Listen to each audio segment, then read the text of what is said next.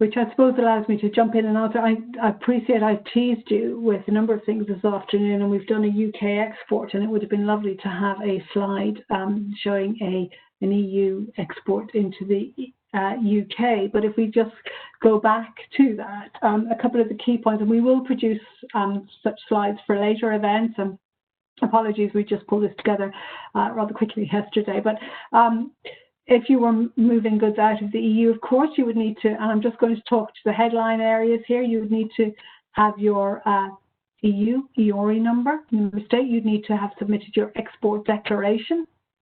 You would need to have ensured that you have your permission to leave and that you have covered off any VAT and other things as you leave the EU. So if you were leaving from her old restaurant with your with bringing back something, you could go to Calais, and again you would need to confirm that you've got, if it's in the run-up to July, of course you won't need a safety and security declaration for the import into the UK.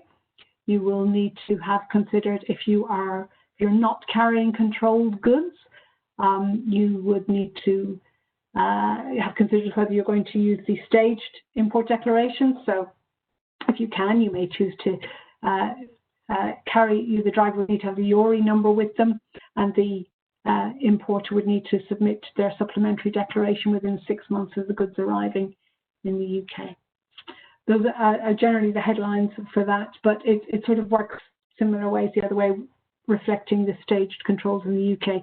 So we will produce some scenarios that outline moving goods from 1st of January, from the 1st of April, because of course there will be other requirements for SPS requirements then, and again then the full controls from the 1st of July. So apologies for just teasing you about this afternoon. We will come back to you with more. Excellent, thank you for that answer. We've got a question here saying, does this all apply to physical goods or to virtual goods as well? For example, licenses, which are usually just virtual and distributed via emails or other virtual channels. So today we're talking about the physical movement of goods. We're not talking about services or the supply of services and so on. Again, we will cover some of that in some of our events, but we tend to, in this organisation, focus on the physical movements of goods and people through the ports and through the borders. But there will, of course, be licenses and things required to move certain goods. And I think, as James touched on, useful to have the actual license for some of those with you. So there's a question here. Goods sent from the UK bound for Northern Ireland, will it be allowed to pass over the border to Ireland for final destination without customs declaration? We're not going to be covering Northern Ireland movements today. There's still a lot of details to be worked through, but we will come back to you either through gov.uk and indeed in later events when we know more. Perfect. What if I'm a trader registered in EU? I'm trading physical goods, buying them from wholesaler located in UK, and then selling them to the end customer also located in the UK. Do I have to physically move goods across border? Oh, I think that's that. Could you run that one off again? Yeah, sorry, that was I was reading it word for word, but I'll try and. It's a tricky one, yeah. So what if I'm a trader registered in the EU? I'm trading physical goods, buying them from a wholesaler located in the UK, and then selling them to the end customer also located in the UK. Do I have to physically move goods across the border? I don't think so, because by the sounds of it, the goods are remaining in the UK at all times.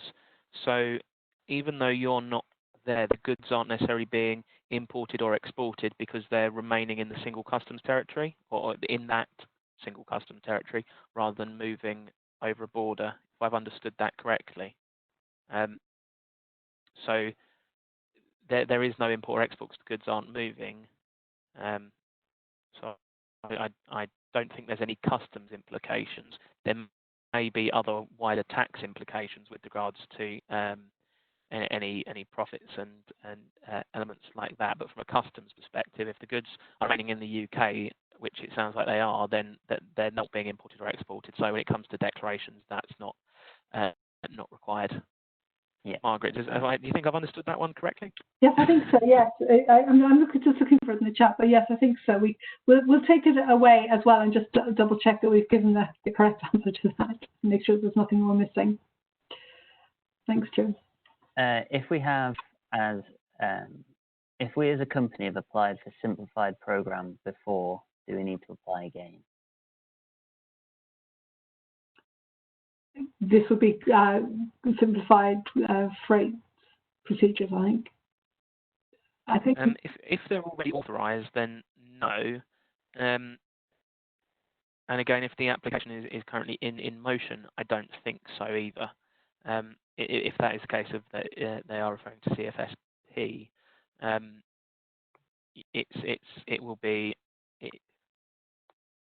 I think that's one we might double check, because I think it might fall into a little bit of the wider piece of mutual recognition of authorisations.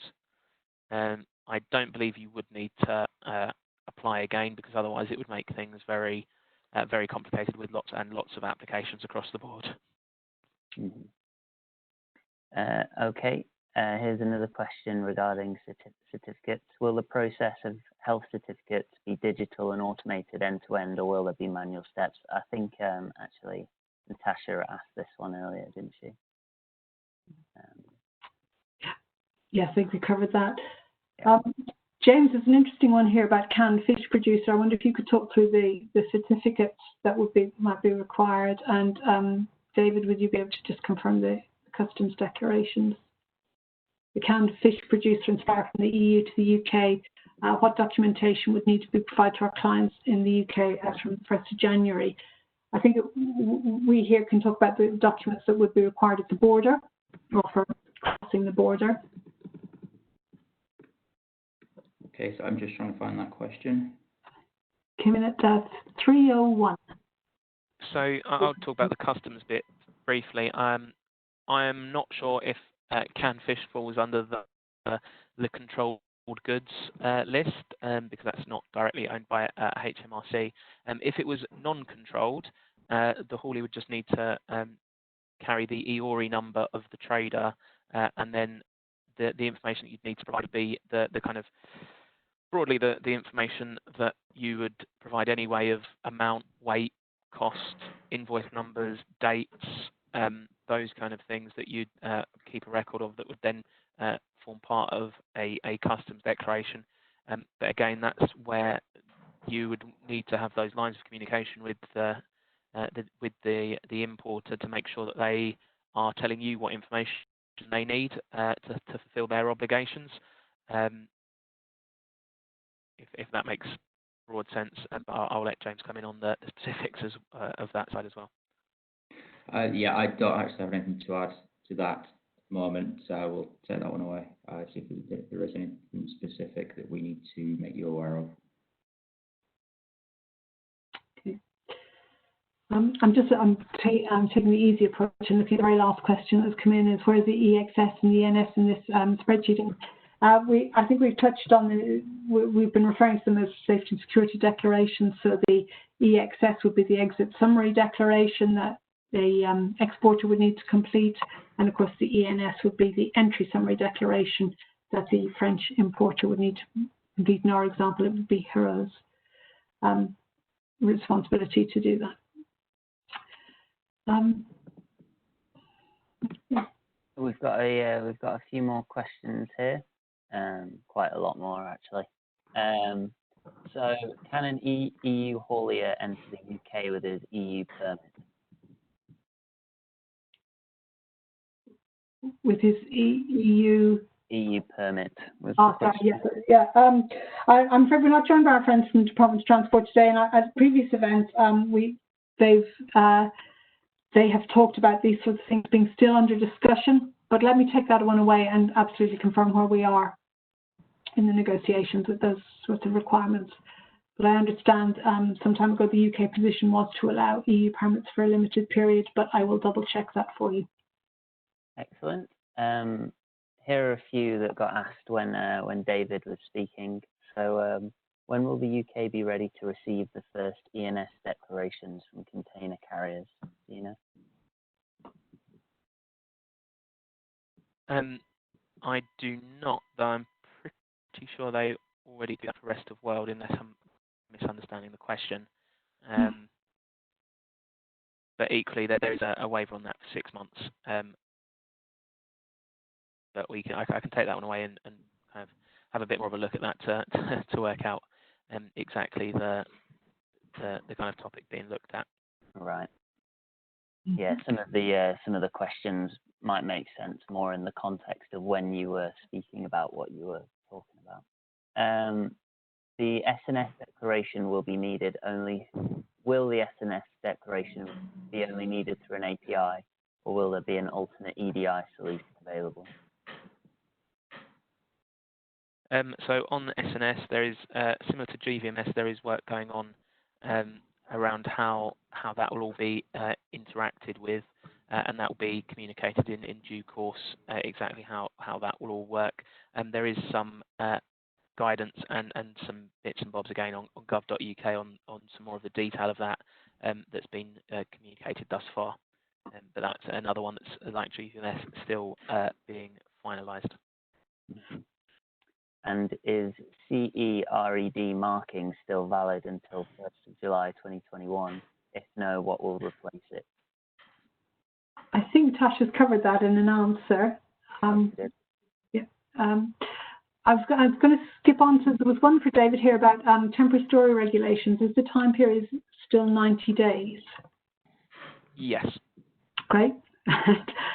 David, do you have any updates for us on reusable packaging and the legislation planned by HMRC to reduce the need for declarations on reusable packaging?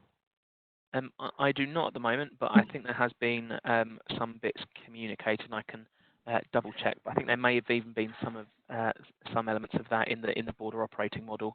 But I'll admit I haven't read the 200 odd pages of it in detail. Do we expect an update on that area, do you think, then next week? Not too sure. Okay. Sorry to put you on the spot. I know it's a hot topic, reusable packaging. It does come up a lot.